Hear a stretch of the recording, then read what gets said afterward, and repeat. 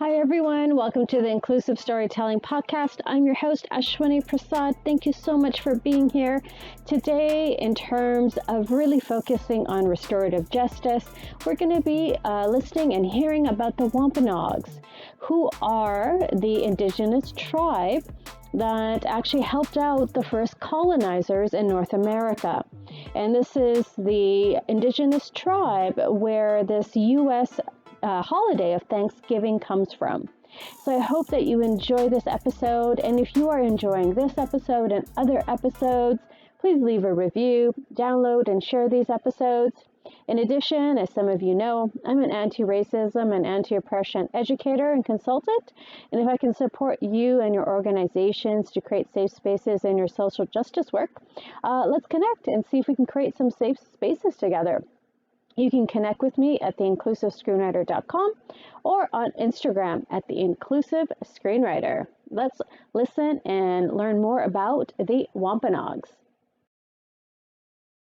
I recently read a Washington Post article about the Wampanoags. Now, as the United States in 2021 celebrates its quote-unquote U.S. Thanksgiving, you'll hear many romanticized stories and quote-unquote history about indigenous peoples and pilgrims sharing a meal together. Well, frankly, that is not the case, and the real history is much more brutal. So the Wampanoags, whose name means people of the first light in their native language, trace their ancestors back to what we call southeastern Massachusetts, in a land that they called Patuxet. Now, the Massachusetts tribe, which means near the Great Hill, is where the U.S. state Massachusetts is derived from. In the 1600s, the Wampanoags lived in over 69 villages, each with a chief or sachem and a medicine healer. The Wampanoags occupied a land filled with deer and elk and bear in the forests, and fishing with herring and trout, and being able to harvest in the rivers and bays. They planted corn and used fish remains as fertilizer. In the winter, they moved inland, and in the spring, they moved to the coastlines.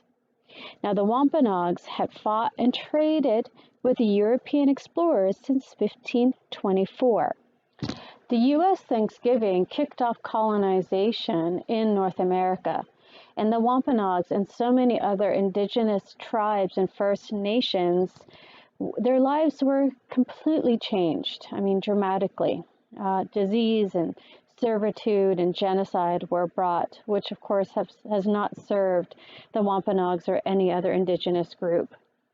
So Mother Bear, who is from the Wampanoags and whose English name is Anita Peters, tells visitors to the Mashpee Wampanoag Museum, located in Massachusetts, that in 1789, a Massachusetts law made it illegal and punishable by death to teach a Mashpee Wampanoag indigenous child or person to read or write, and they were forced to Christianity, and then the Wampanoag children were sent to harsh Indian boarding schools.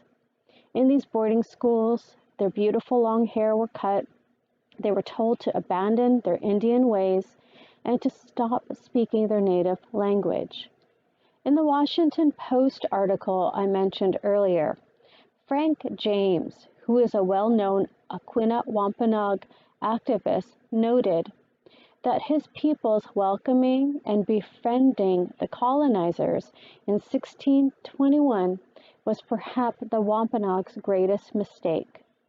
In 1970, James created the National Day of Mourning.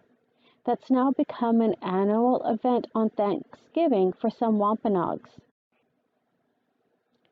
The National Day of Mourning came about and is now recognized by some Wampanoags because when James approached the planners for the 350th anniversary of the Mayflower landing, the planners did not allow James to debunk many of the myths that are part of this holiday and the U.S. Thanksgiving.